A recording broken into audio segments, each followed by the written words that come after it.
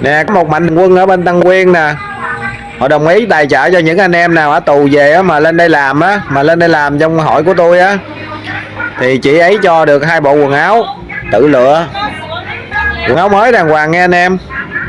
Chị chủ này rất trẻ đẹp, chị biết đến tôi qua TikTok nè, chị thấy tôi giúp những anh em ở tù về đó làm lại cuộc đời đó, chị sẵn sàng đồng ý tài trợ cho mỗi anh em 2 bộ quần áo đó, anh em tự lựa lấy thôi.